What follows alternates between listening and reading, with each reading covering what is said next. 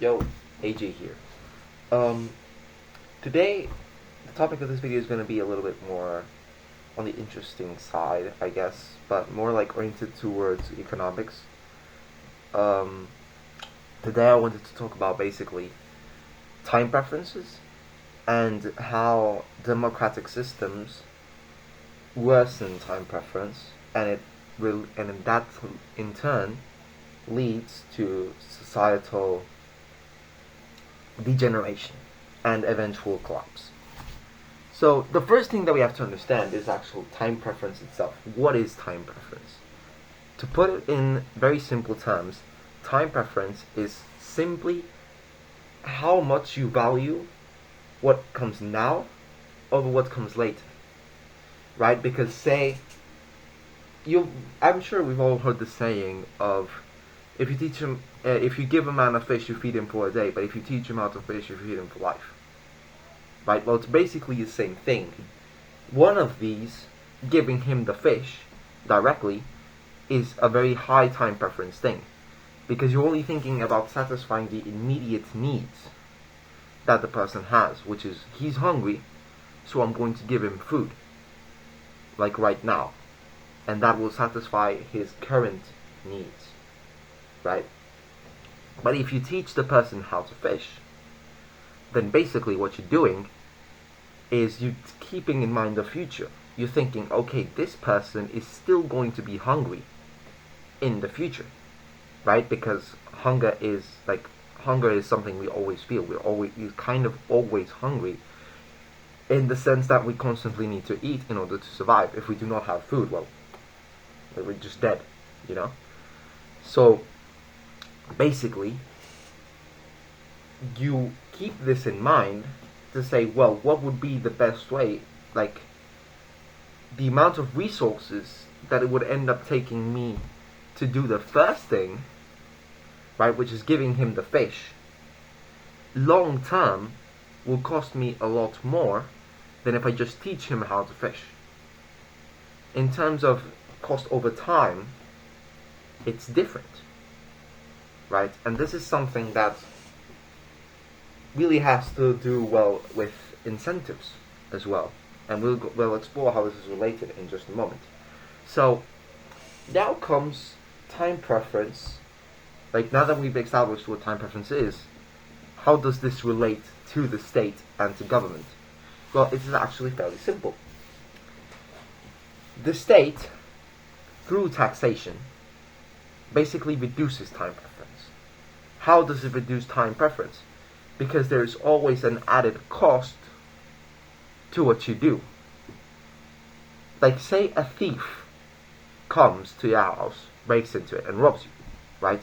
Well, now you have to invest in security, right? Because you do not want to get robbed again. So you're going to take certain measures which will cost you more, like right now, but it reduces the risk of being robbed in the future. And not only that, if you actually do get robbed, you will not lose as much.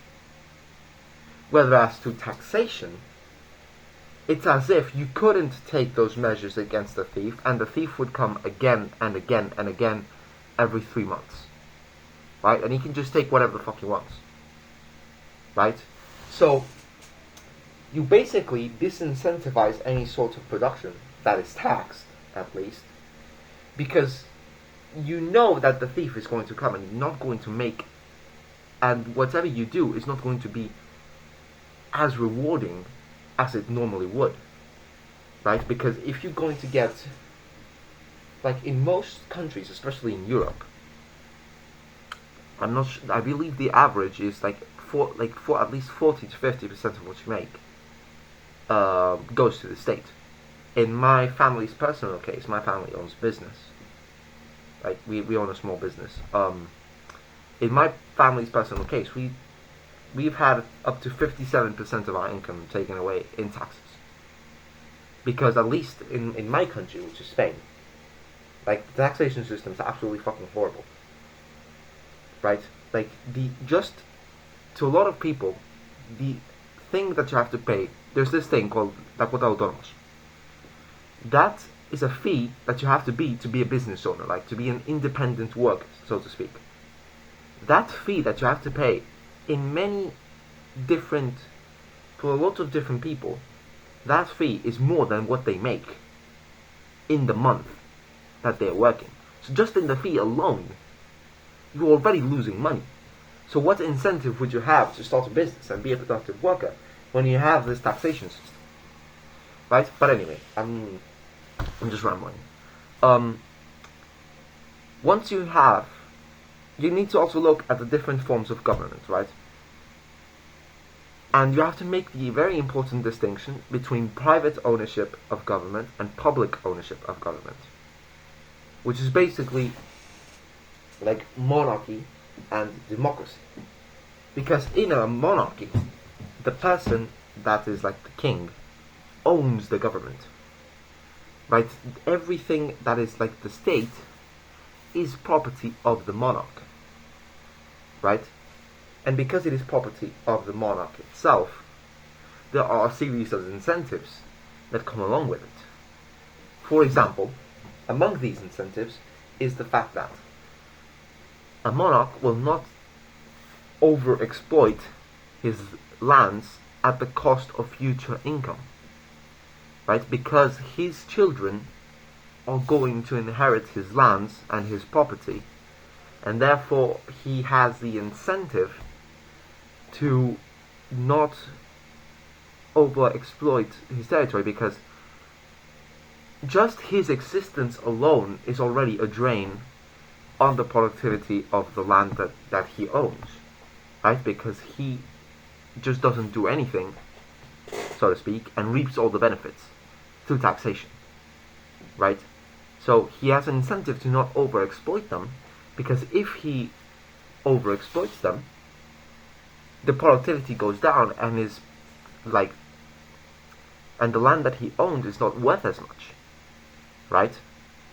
And so that's the main incentive. That's how that he's really just valuing the future over the present. Like he's putting a much greater value on the income that his children would get, and his grandchildren. He's focusing on the value of his estate in the long term rather than the short term.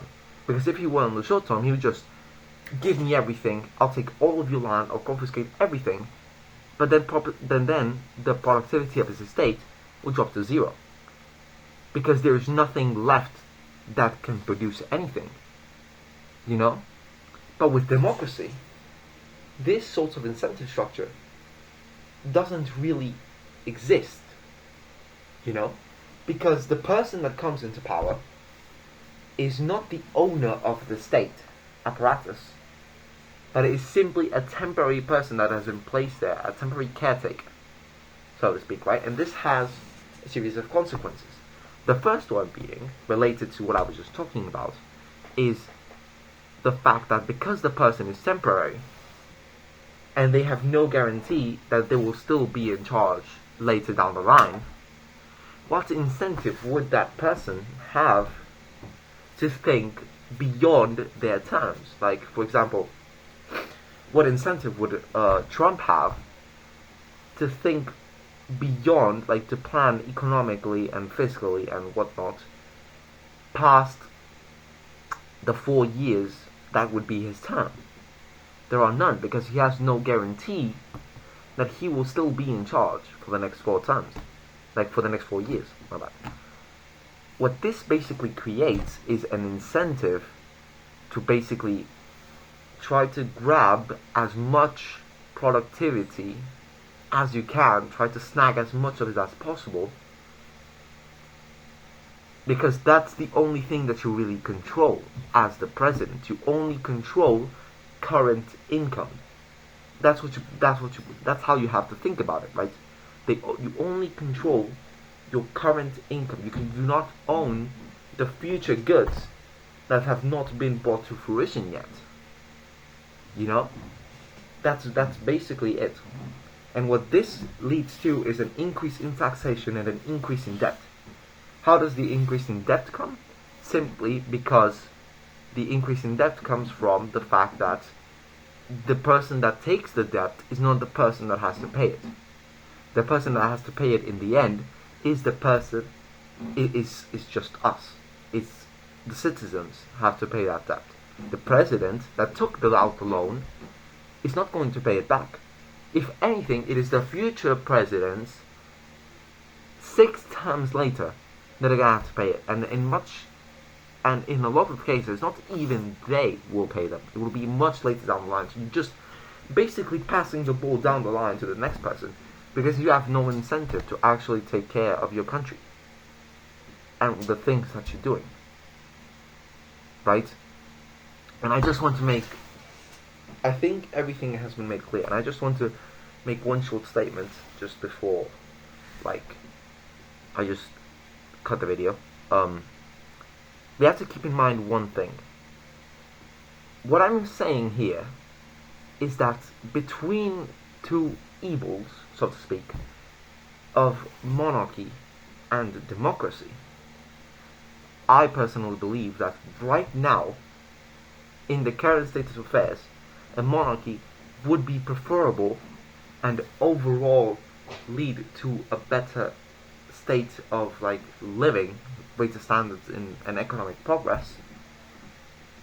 More of that will be brought by a monarchy than by the current system that we have, that the current democratic systems. And we have to keep in mind also that this happens with every variation of democracy. In any variation of democracy, you still have this problem, right? Which is why it's not as preferable. I am not a monarchist. I am a libertarian and an anarcho-capitalist. I am not a monarchist. I would rather a monarchy over democracy, and I would rather a democracy over socialism, even though they're technically kind of related. They're on the same spectrum, so to speak. But that's not to say that I am a monarchist or that I am a democrat. That's basically what I'm trying to say. Thank you for listening to my amazing yap session. Subscribe, I guess, like the video if you can, and see you in the next one. I know I haven't uploaded in a while, but college, it is what it is. And yeah, thank you very much for watching, and see you around.